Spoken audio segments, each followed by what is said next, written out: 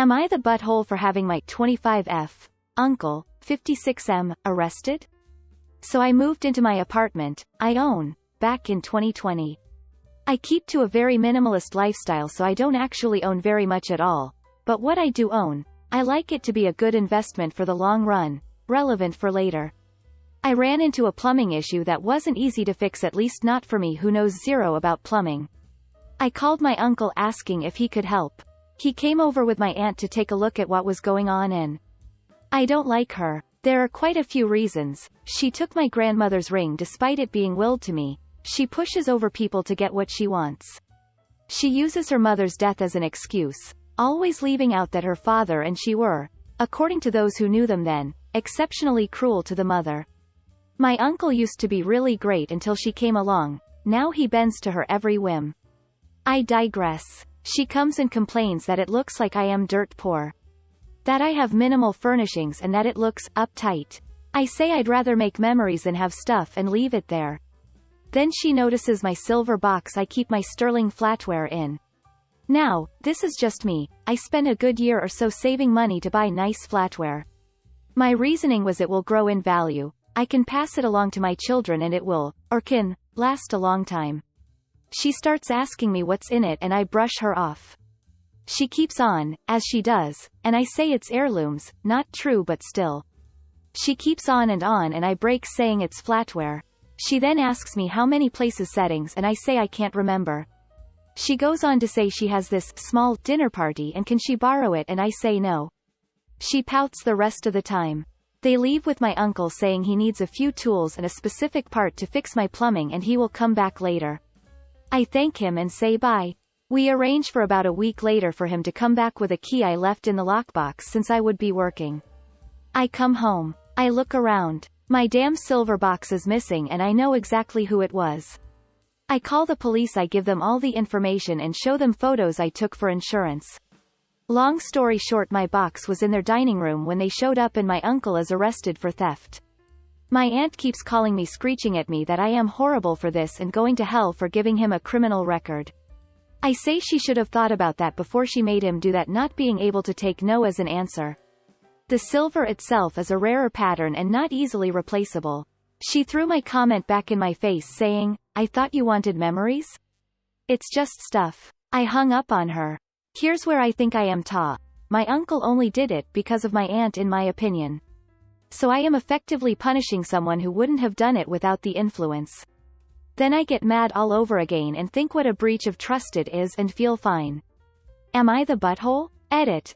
For clarification regarding the ring, I'll just put my comment up here because it got buried.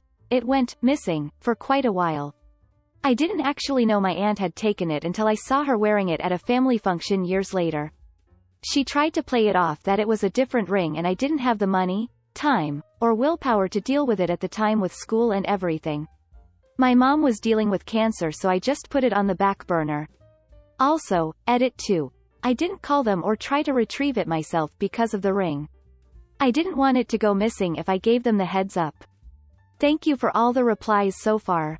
Offer to drop charges for your grandmother's ring, which is rightfully yours and stolen also, or tack that charge on too. Am I the butthole for using sunscreen and not telling my girlfriend about it? My girlfriend and I have been together for 6 months. The other day I borrowed some of her sunscreen that was in her purse when she came over because I ran out of sunscreen and couldn't stop by the pharmacy to get some. She caught me and was upset. I apologized and said I ran out of sunscreen and will buy some soon. She said this wasn't really the main issue, then went on to explain that I, as someone with dark skin, do not need sunscreen, and said that she found this offensive to her. She has light skin, and her background. I was puzzled. I said I have been using sunscreen ever since I was a teenager and she found that offensive, for some reason. I admitted that I was wrong for bringing this up earlier but really didn't think it was a big deal. She suddenly started arguing with me, suggesting I stop using sunscreen because I don't need it. I said that was stupid because she doesn't know much about my skin issues, and so unless she's a doctor then I don't have to listen to her. She got offended and upset to the point of canceling hangout together, then stormed off. I tried calling her hoping she'd calm down, but she doubled down saying I insulted her and hurt her feelings at the same time. She wanted me to make this situation right and lessen the tension caused by our fight, but I haven't. I'm confused because I didn't think this was a huge secret to keep since we don't live together and she doesn't know much about my routine. Am I the butthole though? First off, your GF is dead wrong. Darker skin tone does not mean you don't need sunscreen. Secondly, what a straight up psychotic thing to get angry over. Cut and run as far away from this person as you can. Not the butthole. Am I the butthole for leaving my son's wedding early after he excluded me from his speech? I have a 23-year-old son, Justin, who got married 2 weeks ago. I wasn't physically involved in Justin's childhood because his mom and I got separated and I had to travel a lot for work, so his stepdad was more available than I was. During his teenage years, Justin started having fights with me, saying stuff like I prioritized work over him, that I'm a Disney parent, but was never there for the hard times even though I provided for him financially. But he claimed that it's only because the law made me, which isn't true at all, and I strongly believe his stepdad was feeding lies into him. In the past 3 years, Justin started coming around and I met his then girlfriend, now wife. When I heard that they were getting married, I decided to offer to pay for the venue and Justin seemed very appreciative of it. My wife and I attended the wedding and all went well.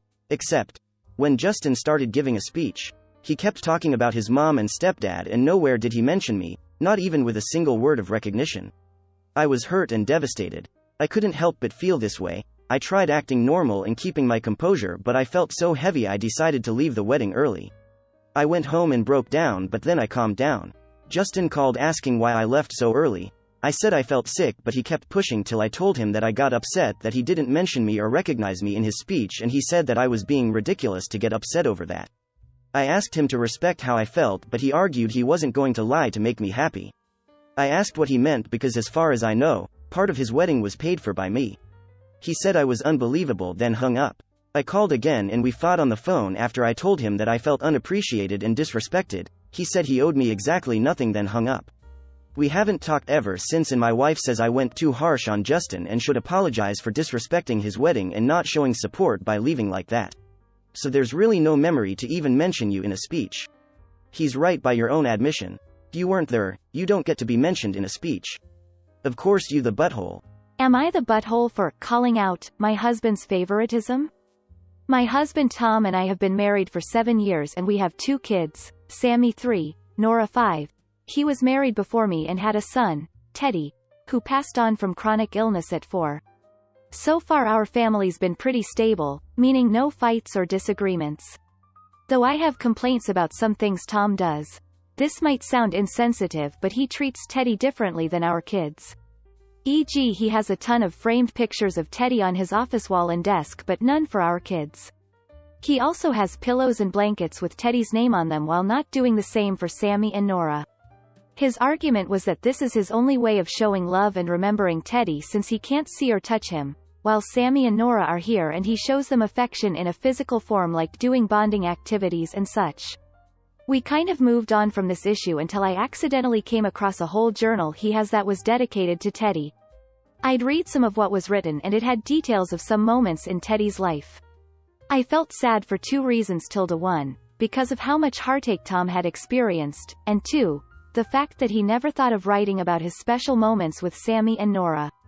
I gently brought it up to him and he got upset and tried to say the same thing about how he adores all 3 children but in different ways. I said it still hurts because while Sammy and Nora are still young, what if they come across something like that when they're older and realize that Dad didn't love them as much as his eldest kid? I said this reeks of favoritism, but he said we weren't even having this conversation, nor should I have called him out on his alleged favoritism after I disrespected his privacy and read his private thoughts. I argued that it is what it is and he should start considering including the kids now and not wait till they're, God forbid, gone to show them love. He said I should be ashamed of myself for implying he doesn't love his young children and for making him guilty only because he suffered a tragedy and was finally at peace with it. I said I was sorry he felt this way, but he told me to stop talking and leave the room. I walked out and he started crying. The kids then entered the room and started comforting him. So far we haven't been on good terms. I keep trying to stay calm and collected, but he's being cold towards me, making me feel like I'm at fault here. I want to know if am I the butthole? You the butthole. What is wrong with you? Calm down. The guy lost one of his kids. That child is literally not here anymore. Pictures in a journal are his way of coping with sadness. It does not mean he loves your kids less or favors Teddy over them. Teddy is dead. Take a step back and just stop being so self-centered. Unless he ignores his other 2 children completely, you are so out of line, and instead of being supportive, you are being an ass.